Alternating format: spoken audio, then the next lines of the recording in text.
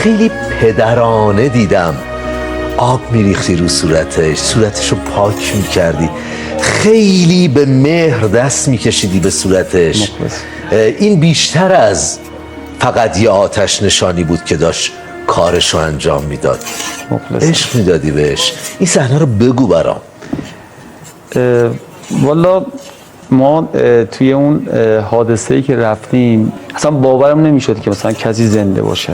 دوست بچه‌ها شنیدن که آقا یه صدایی میاد میگه کمک کمک. ما این صدا رو شنیدیم، بعد ولی پیدا نمی‌کردیم. شما حساب بکن خب این آقای عرفان ما آوار به گونه‌ای اینو محبوس کرده بود، فقط یه روزنه خیلی کوچیک درز انقطاع دیوار. دوستا بچه‌هامون آقای حالا اسمشون هم بیارم چون خیلی زحمت کشیدن، آقای عباس خدنگی، آقای مجید میرزایی که خیلی زحمت کشیدن توی این حادثه، شروع کردن با این صحبت کردن، به این دللایی دادن. حالا ما اومدیم رویشو باخته بود. آره دیگه، میگفت من دارم میمیرم، من دیگه میمیرم، من اصلا دیگه زنده نمیمونم، تموم شد. شما الکی میگید. حالا این بنده خدا شما الکی میگید. آره یه دستش از پشت زیر اینجوری به این صورت زیر آوار، یه پاش به این صورت، این پاشم به این صورت، بعد تا اینجا زیر آوار و خاک و اینا بود. فقط یه انقدی بیرون. آره. خلاصه بچه‌ها اومدیم نشستیم گفتیم چجوری اینو در بیاریم. ما کوچیکترین اشتباهی بکنیم تو آوار برداری این بریزه، این تمومه. یه خاک اگر زیاد بشه خفه شده. خیلی وضعیتش موقعیتش خیلی موقعیت خطرناکی. احتمال داشت بکنم مثلا با یه حرکتی خدای نکرده قطع نخاع بشه مثلا. 100%. آفرین. گفتم این فکر نمی‌کنم این بیرون نمیاد. نمیشه اصلا کاری کرد. دیگه شاید باورتون نشه، بعد شما اومدن همت کردن کمک خدا قطعا خیلی خود، یعنی آدم اونجا واقعا دیگه لمس میکنه، میگه خدا میگه تا من نخوام برگرد. واقعا همینه. موقعیتشو که مطمئن شدیم شروع کردیم یه ذره ما روزنه رو ایجاد کردن، ولی بیشتر از اون نمیتونستیم. یعنی اگر بیشتر از اون میشد احتمال داشت آوار بریزه یا حادثه ثانویه دیگه براش رخ بده. خب بنده خدا سرش شکافته بود، ولی خوشبختانه به خاطر لختگی خون یه ذره خاک روش شده بود، خونریزی دیگه نداشت. خون بند اومده. آره، ولی پوست سرش کامل میافتاد.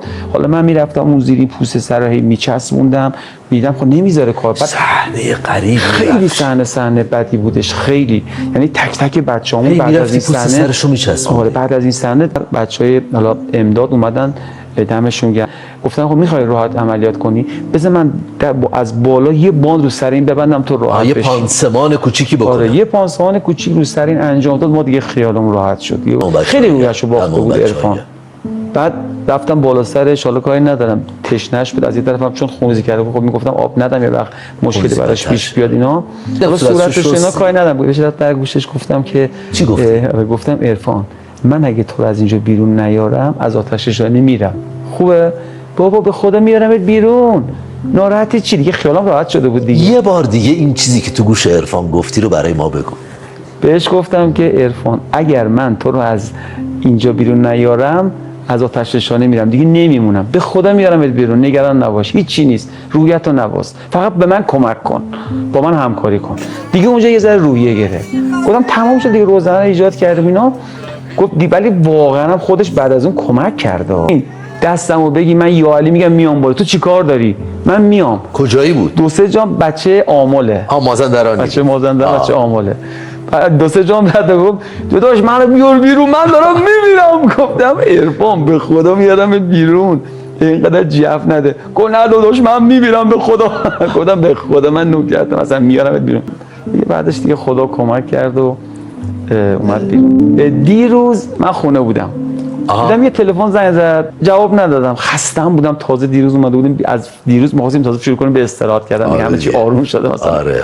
بعد دیدم اس ام اس داد، اس ام اس گفت افشین داداش منم عرفانم. اس ام اسش هم با لهجهش می‌خوندی؟ من با لهجه خوندم. گفتم دمش گرم. گفت ای عرفانه. خوشحال شدی دیگه. سریع پشت بعدش زنگ زد، جواب دادم.